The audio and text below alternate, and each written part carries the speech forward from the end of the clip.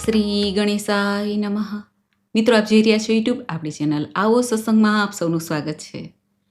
મિત્રો, આજે આ વિડીયોમાં આપણે સાંભળવાના છીએ વૈશાખ માસના કૃષ્ણ પક્ષની એકાદશી, અપાર પુણ્ય આપનારી અપરા એકાદશી ક્યારે છે, આ એકાદશીનું શું મહત્વ છે, એકાદશીના પારણ ક્યારે કરવાના છે તથા એકાદશીની પૂજા વિધિ મુહૂર્ત વિશે. જો આપના વિડીયો પસંદ આવે તો લાઈક કરજો, શેર કરજો. આપ આ ચેનલ પહેલી વખત જોઈ રહ્યા છો તો સબસ્ક્રાઈબ કરી લેજો, જેથી આવનારા વિડીયોની માહિતી આપ સુધી તુરંત પહોંચી શકે. ધન્યવાદ. શાંતાકારમ ભુજગશયનમ પદ્મનાભમ સુરેશમ વિશ્વાધારમ ગગનસદૃશમ મેઘવર્ણ શુભાંગમ લક્ષ્મીકાંતમ કમલનયનમ યોગીભીર્ધ્યાનગમ્યમ વંદે વિષ્ણુ ભવભયહરમ સર્વલોક એકનાથમ. બોલો લક્ષ્મીપતિ નારાયણની જય. મિત્રો, એકાદશીનું હિન્દુ ધર્મમાં ઘણું મહત્વ છે. વ્રતોના રાજા સમાન આ વ્રત ગણાય છે. એમાંય ખાસ કરીને આ વૈશાખ માસના કૃષ્ણ પક્ષની એકાદશી, જે અપાર ધન, વૈભવ, આરોગ્ય, સૌભાગ્ય દેનાર, અપાર પુણ્ય દેનાર હોવાથી આ એકાદશીને અપરા એકાદશી કહેવાય છે. આમ તો મહિનામાં 2 એકાદશી આવે છે, શુક્લ પક્ષમાં અને કૃષ્ણ પક્ષમાં. વર્ષની કુલ 24 એકાદશી થાય છે અને પુરુષોત્તમ માસ 3 વર્ષે આવે છે, ત્યારે 2 એકાદશી એ કુલ 26 એકાદશી થાય છે. આ 26 એકાદશીનું મહાત્મય ઘણું છે.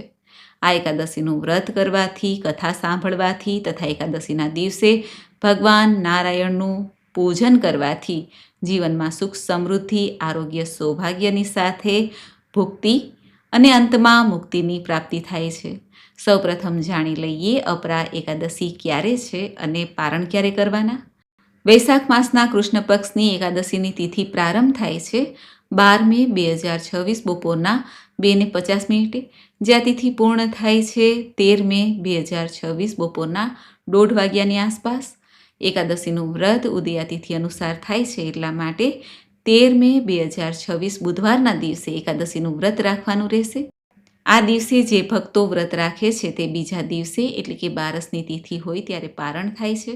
તે પારણ કરવાના છે 14 મે 2026 ગુરુવારના દિવસે સવારે 6 વાગ્યાથી લઈને 8:40ની આસપાસ.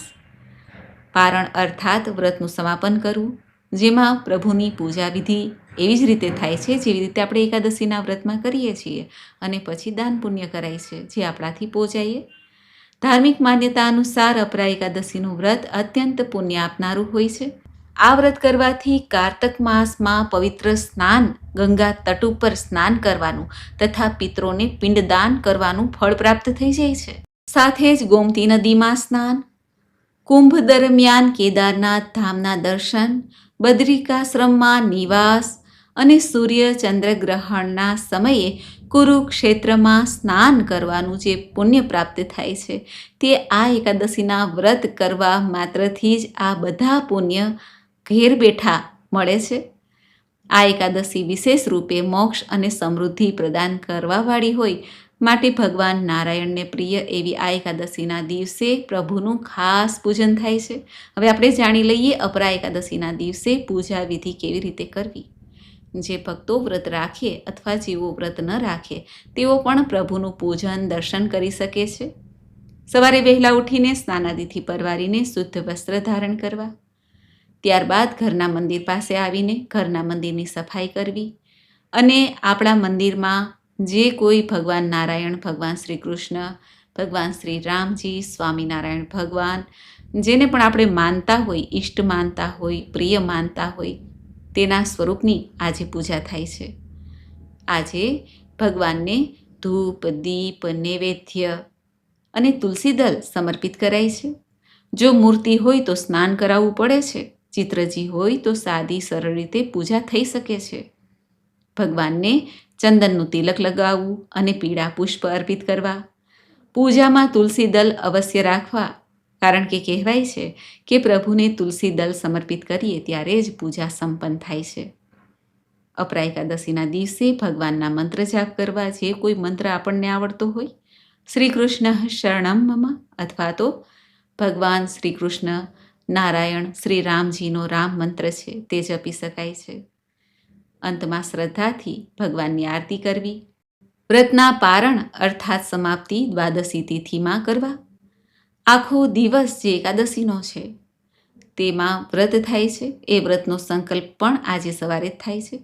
વ્રત આમ તો 3 પ્રકારે થાય છે. એક તો નિરાહાર, જેમાં જલ પણ ગ્રહણ થતું નથી.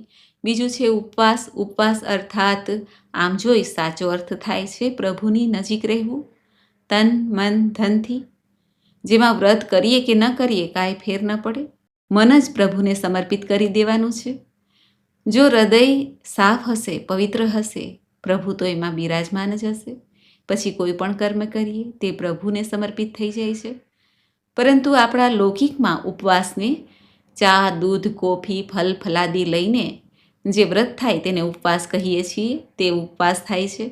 અને જો વ્રત ન થાય અને વ્રત કરવું પણ છે, શરીર સાથ ન આપતું હોય, ગર્ભવતી મહિલા છે, બાળકો છે, વૃદ્ધો છે, તો એક ટાઈમ ભોજન દિવસ દરમિયાન લઈ શકાય છે. સાત્વિક ભોજન લેવું, લસણ ડુંગળીનો ત્યાગ કરવો, રાંધેલો ભાત ન ખાવો, આ બધું શુદ્ધ જ છે, અપવિત્ર નથી. પરંતુ વ્રતમાં આપણે આ ખાઈએ તો પેટ ભારે થઈ જાય છે અને આળસ પણ થાય છે, ઊંઘ આવે.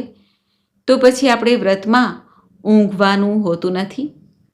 આ એકાદશીનું વ્રત તે સૂર્યોદયથી લઈને બીજા સૂર્યોદય સુધી, એટલે કે બીજા દિવસના સૂર્યોદય સુધી વ્રત હોય છે. એટલા માટે આખો દિવસ ઊંઘ કરાય નહીં તો સારું. પરંતુ વૃદ્ધો, બાળકો અને ગર્ભવતી મહિલાઓ આરામ કરી શકે છે. રાત્રે પણ 12 વાગ્યા સુધી જાગરણ થાય છે, મંત્ર જાપ થાય છે અને આપણે આપણા કર્મને નિભાવવાનું હોય છે. જે આપણે ધર્મ પાળીએ છીએ, માનવ ધર્મ છે, તે નિભાવવો. આ વ્રત એવું છે કે જો ઘરમાં સૂતક હોય, કોઈનું જન્મ મૃત્યુ હોય તો પણ વ્રત કરી શકાય છે, પૂજા થતી નથી. આ વ્રતના દિવસે પીપળાના વૃક્ષનું પૂજન કરવું, પિતૃનારાયણ દેવનું સ્મરણ થાય છે. પીપળાના વૃક્ષના 7 પરિક્રમા કે 108 પરિક્રમા કરે છે ભક્તો, અને દીપ જ્યોતિ પ્રગટાવે છે, મીઠાઈનો ભોગ ધરે છે, કીડિયારું પૂરાય છે, ગાય માતાને ભોજન કરાવાય છે, પશુ પક્ષીને દાણાચણની વ્યવસ્થા કરવી શુભ મનાય છે. કારણ કે ઉનાળાની ઋતુ હોય, જરૂરિયાતમંદને ચાહે કોઈ પણ હોય, તેને જળ અને અન્નનું દાન સર્વશ્રેષ્ઠ મનાય છે.